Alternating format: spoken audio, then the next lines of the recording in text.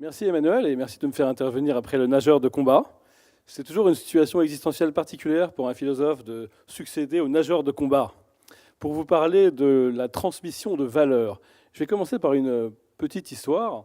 Je suis à table en face de quelqu'un que je ne connais pas très bien et qui soudain me dit, sans transition, tu comprends, je n'ai pas l'habitude de me mettre en avant, mais je crois quand même qu'il y a un domaine sur lequel je me pose là, c'est l'humilité.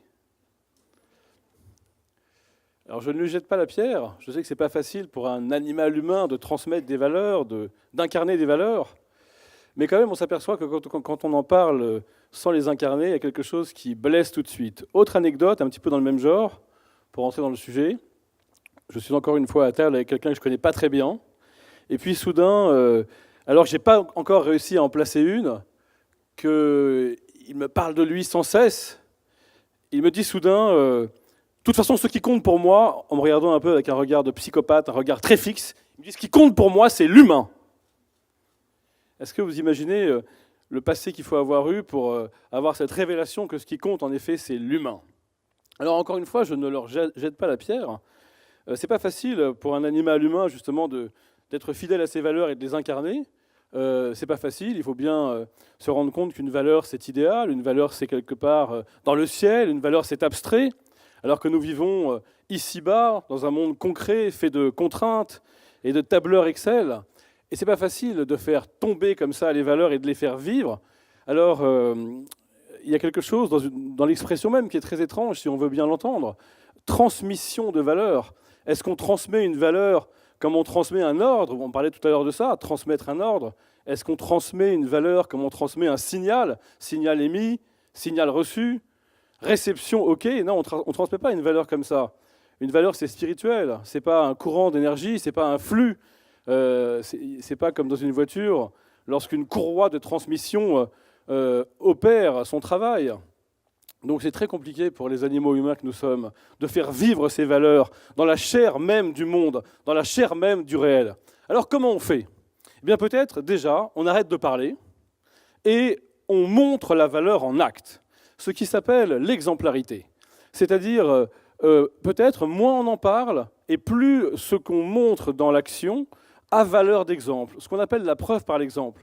Alors ça paraît un peu évident de parler d'exemplarité, de dire qu'une valeur, c'est quelque chose qui se voit, mais c'est en fait assez dur à comprendre pour nous si on comprend d'où on vient. On vient à la fois du monde grec et du monde chrétien, finalement deux mondes de beaux parleurs. Hein. Pour les Grecs, il y avait ce logos comme ça, logos qui signifiait à la fois raison et discours, et nous sommes les enfants de la Grèce. Et puis, le monde chrétien, au commencement était le Verbe. Alors, on est habitué comme ça à parler de ce qui compte pour soi. Et on est tenté de se dire que pour transmettre ce qui compte pour soi, ce qu'on a dans le cœur, eh bien, on est tenté d'en parler. Alors que peut-être il faudrait arrêter d'en parler et justement montrer, poser comme ça des gestes, même des silences. Et au fond, le mot transmission, peut-être qu'il veut dire ça. Peut-être qu'on transmet plus quand on ne parle pas, quand on est simplement là, avec du silence, avec de la confiance, avec du regard, avec la beauté d'un geste qui remplace bien souvent le beau discours. Mais on a du mal à l'intégrer parce qu'on nous a appris qu'il fallait toujours parler. Alors cette exemplarité, peut-être ça veut dire que si on entend le mot transmettre des valeurs, alors il y a quand même une tension paradoxale. Hein. La transmission, ça a quelque chose de mécanique, d'électronique, de concret. Transmettre un signal, un ordre, un message, ou même quelque chose de concret. Et la valeur est quelque chose de spirituel. Si déjà vous entendez une résonance paradoxale dans l'expression transmission de valeur, alors c'est que peut-être la philosophie commence précisément ici, quand on aurait envie de dire ça autrement, de dire non pas transmettre une valeur, mais peut-être la faire parler en cessant de parler, la faire vivre en cessant de raisonner, et finalement la preuve par l'exemple, c'est peut-être ça qui parle le mieux pour les animaux humains que nous sommes. Mais en même temps, je ne suis pas non plus satisfait de cette proposition, qui revient à dire qu'il faudrait incarner des valeurs, parce que je trouve ça encore trop dur. Autant transmettre des valeurs, ça me choque, parce que la transmission renvoie à une sorte de mécanique, et la valeur est quelque chose de spirituel, qui est là-bas, abstrait, dans un ciel idéal. Mais pourtant, incarner, ça me dérange aussi, parce que je trouve ça trop dur, je trouve ça trop fort de dire incarnation comme ça de l'amour, incarnation du patriotisme, incarnation de la gentillesse. C'est un peu trop dur peut-être d'incarner. Jésus, pourrait-on penser, incarne l'amour, mais c'est parce qu'il est le Fils de Dieu. Et nous ne sommes pas tous comme ça. Je ne vous en demande pas tant. Alors comment ça s'appelle? Quand on porte une valeur en soi, mais sans aller jusqu'à l'incarner, quand on la fait vivre et quand on la rend désirable à travers un comportement, eh bien on pourrait dire peut-être que sans avoir l'ambition d'incarner parfaitement une valeur, sans avoir cette ambition parfaitement morale de faire tomber la valeur du ciel sur la terre pour la rendre indiscutable, qu'on pourrait faire vivre la manière dont on essaye justement de porter cette valeur, même si c'est dur, même si c'est impossible. On pourrait substituer à cette figure de la morale parfaite, de l'exemplarité parfaite, une figure que j'appelle la posture éthique. Ce n'est pas la personne qui montre le bien, c'est la personne qui montre qu'elle essaye de faire au mieux. Ce n'est pas la personne qui montre qu'il y a une différence absolue entre le bien et le mal, c'est la personne qui essaye de viser au moins le moindre mal et qui finalement touche l'autre précisément en lui transmettant une posture de quête, une posture de combat, une posture de tâtonnement, la posture de quelqu'un qui, au fond, essaye de faire vivre des valeurs dans la chair du monde, en sachant que c'est extrêmement dur de faire descendre les valeurs de leur ciel idéal pour les rendre vivantes, désirables, humaines, dans des gestes, dans des décisions, dans des comportements.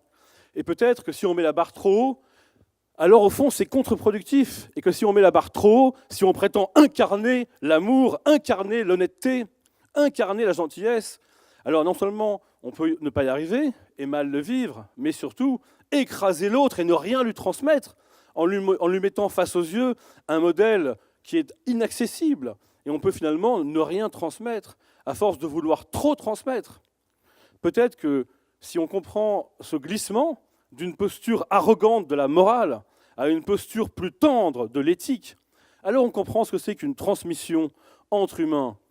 La morale impose, l'éthique ne fait que proposer. La morale commande, l'éthique ne fait que recommander. La morale retrouve cette arrogance finalement que l'éthique corrige en disant « Tu vois, ce que je te transmets, c'est que je te donne à voir comment j'essaye de faire au mieux, comment j'essaye de faire vivre finalement dans un réel concret, résistant, complexe, quelque chose comme ma quête au fond, mon combat, la manière dont j'essaye de faire vivre quelque chose. Ce qui veut dire aussi que je ne te donne pas une valeur comme ça, indiscutable. Elle n'est pas là en kit comme un bagage indiscutable. Je te donne la valeur et en même temps, c'est ça aussi la posture éthique. Je te donne le droit d'en débattre, de la critiquer, de la faire vivre, de te la réapproprier. Peut-être que je peux t'enseigner la liberté ou alors le patriotisme, mais ce que je te propose aussi, quand je te transmets cette valeur, c'est de la réinventer, de la faire vivre à ta manière, dans ta temporalité. Vous parliez très bien du rapport au temps. L'exemplarité, la transmission, c'est un pari sur l'avenir, c'est un pari sur le temps. Mais dans ce cas-là, il faut laisser du temps au temps et savoir que le temps de la transmission varie en fonction des gens et que peut-être quand on donne ce cadeau à quelqu'un, quand on fait vivre une valeur devant lui, alors on lui dit voilà, je te transmets cela, je te le donne comme un cadeau, tu le prendras quand ça t'arrangera, tu le prendras à ta manière, tu le feras revivre, tu te le réapproprieras. Et peut-être alors que c'est ça la vraie transmission entre humains. Ce n'est pas comme la transmission d'un signal d'une machine à une autre, ce n'est pas simplement une transmission électronique ou mécanique, c'est la transmission entre animaux humains.